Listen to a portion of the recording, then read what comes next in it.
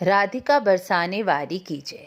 राधे राधे। आज हम 12 ज्योतिर्लिंगों में आखिरी ज्योतिर्लिंग घुश्मेश्वरम की प्राकट्य कथा सुनेंगे।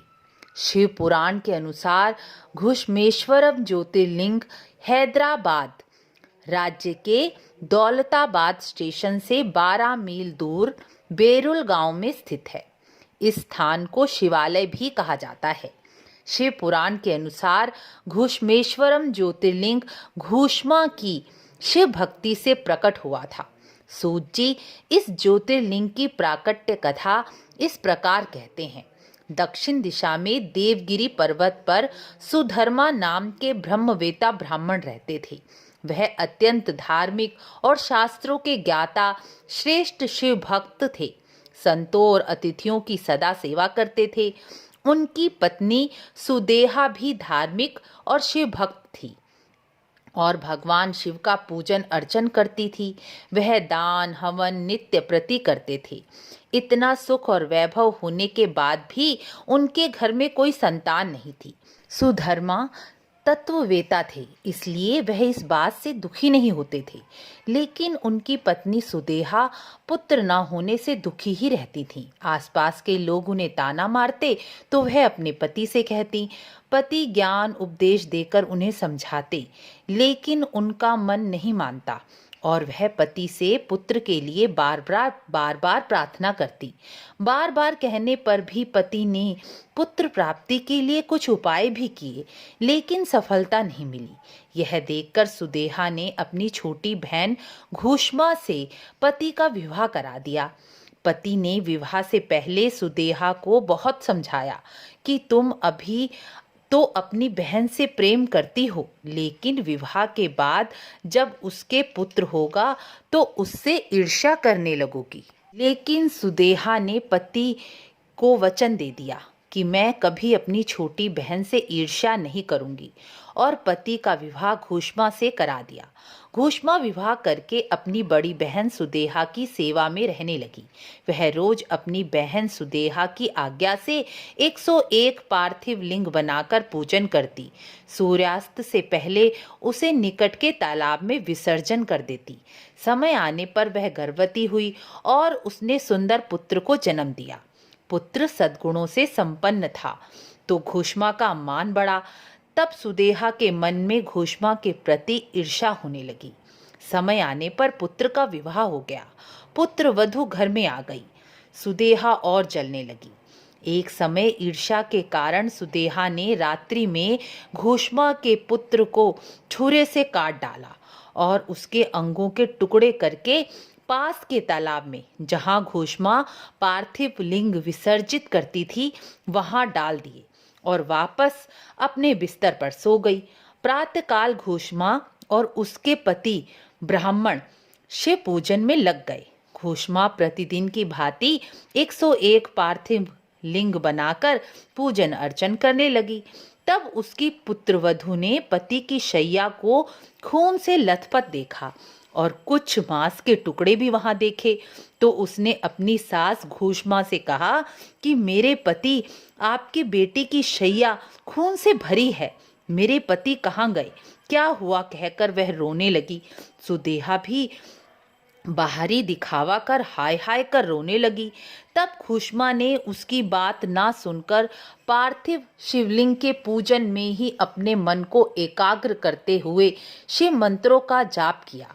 वह इस प्रकार सोचने लगी कि जिस शंभु ने पुत्र दिया था वही उनकी रक्षा भी करेंगे और धैर्य धारण कर कर शिव पूजन में ही मन लगाने लगी और मन से विचलित नहीं हुई। जब दोपहर हुई तो उसकी दृष्टि खून से भरी पुत्र की शैया पर पड़ी। तब भी उसके मन में जरा भी दुख नहीं माना। वह महादेव पर अटल विश्वास कर पूजन करती ही रही और यही धारणा करती रही कि जिसने पुत्र दिया वही रक्षा करेंगे। पूजन समाप्त होने के बाद 101 पार्थिव लिंग को उसने उसी तालाब में विसर्जित किया और जैसे ही वह मुड़ी उसने देखा उसका पुत्र उसी तालाब के किनारे खड़ा है उस समय घुष्मा को पुत्र को देखकर ना ही खुशी हुई ना ही शोक हुआ। वह पहले की तरह शिव भक्ति में शिव मंत्र का जाप करती रही। उसकी इस प्रकार दृढ़ और विकार रहित भक्ति देखकर साक्षात महादेव प्रकट हो गए और बोले, वर मांगो, मैं तुम्हारी विकार रहित भक्ति से अत्यंत प्रसन्न हूँ। तुम्हारे पुत्र को तुम्हारी बड़ी बहन सुदेहा ने मार डाला था।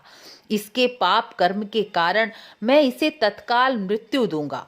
इस पर घुष्मा बोली, महादेव, सुदेहा मेरी बड़ी बहन है।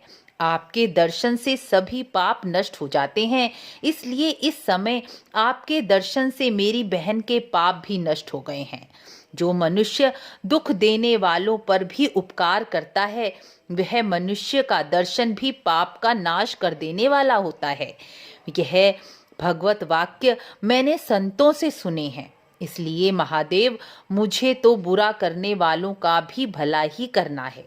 घुष्मा की इस प्रकार की बातें सुनकर महादेव उस पर और भी ज्यादा प्रसन्न हो गए और बोले, तुम्हें जो वर चाहिए, तुम जो वर चाहती हो मांगो, मैं तुम्हें सब कुछ देने के लिए आतुर हूँ। तब घुष्मा बोली, महादेव, यदि आप मुझ पर प्रसन्न हैं तो आप सदा के लिए और अन्य मनुष्यों के हित के लिए, उनकी रक्षा के लिए सदा सदा यहाँ निवास करें और मेरे नाम से ही आपकी यहाँ प्रसिद्धि हो।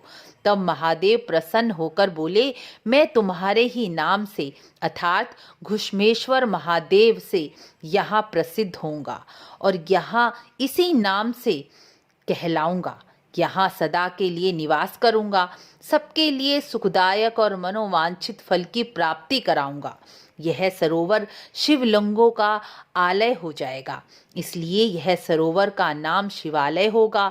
इसके दर्शन मात्र से संपूर्ण इच्छाओं की पूर्ति हो जाएगी और तुम इस लोक में संपूर्ण सुखों को भोग कर अंत में मोक्ष को प्राप्त करोगी। ऐसा कहकर शिव अंतर ध्यान हो गए। तब सुधर्मा, सुदेहा और घुष्मा ने 101 शिवलिंगों की दक्षिणाव्रत परिक्रमा की और सुदेहा ने अपने पाप का प्रायश्चित किया। इस प्रकार घुष्मेश्वर ज्योतिर्लिंग का प्राकट्य हुआ।